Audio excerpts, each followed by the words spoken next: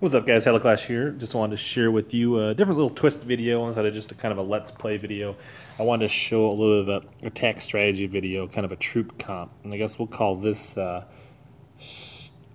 surgical archers or surgical sneaky archers, right? So, one of the popular comps is definitely to use all sneaky archers against certain base layouts, and just about every comp right now is base dependent. There is no like one comp that crushes everything at these base 2, 3, 4 builder halls. So with that being said, let's talk about how to identify the bases and how to use the archers strategically or surgically, kind of like surgical hogs in the main base to take apart a base. So I asked my clanmates to share some replays, and we're going to go over some of those and just kind of talk about them quick. Thanks, and instead of just looking at all my attacks, that I'd get some fresh perspective. So let's look at Odix's attack. He's does it show the cups on these? But he's up there a little further. But the key is you want to look for defenses up against walls within like 1 or 2 tiles where you can basically pick off defenses with archers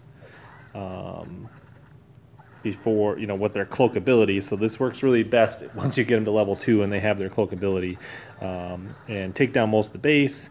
And then, hopefully you're left with defenses that aren't a threat, like the Crusher is no threat to an archer.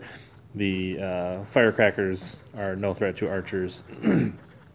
And, then you're just cleaning up trash, and it's just cleanup. So good job to Odix, identifying that base, choosing the right troop comp, and getting the 100%. So let's look at one from Orcos.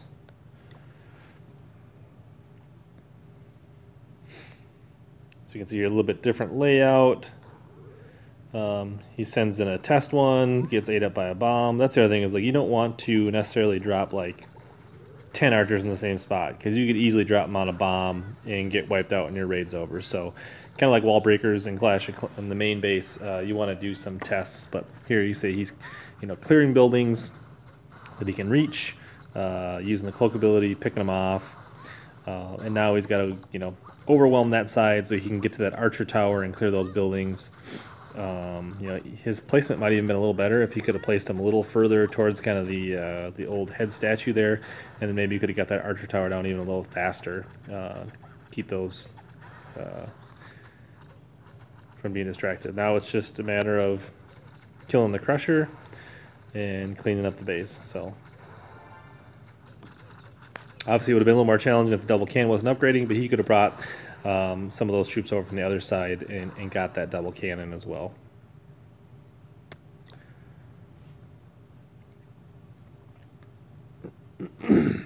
And then let's check out this replay from Flame Weaver. And he's got a pretty easy base to do this on. This is actually textbook base to do this, right?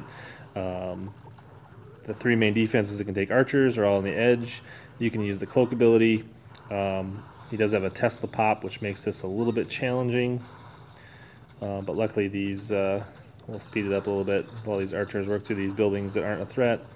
But he has enough archers left that they're able to, luckily they split and target the Tesla and the target hall, the base hall at the same time. So he probably should have kept a few of those archers in hand to take up a potential Tesla pop. So that's one thing we can learn, is you don't always want to get all your archers down. Sometimes you want to keep a couple of them in case a spring trap gets some of your other ones, or you need to take out a Tesla you don't know is there. Those are good things to keep in mind. One more replay from Orcos here.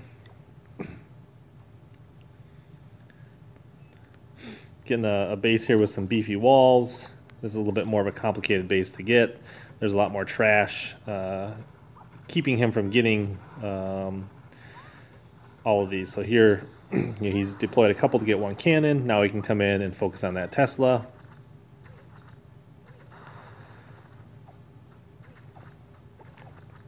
Still has quite a few archers left, so now he's going to start picking off other buildings that are out of range.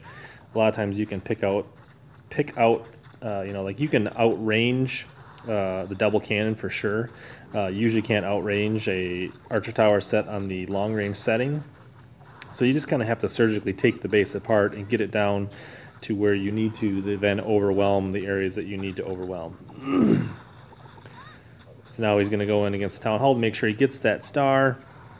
If he was going to, you know, and now the arch tower is kind of surrounded, and they can pick off that arch tower and then clean up that army camp. So he almost dies to the spring traps, but luckily not.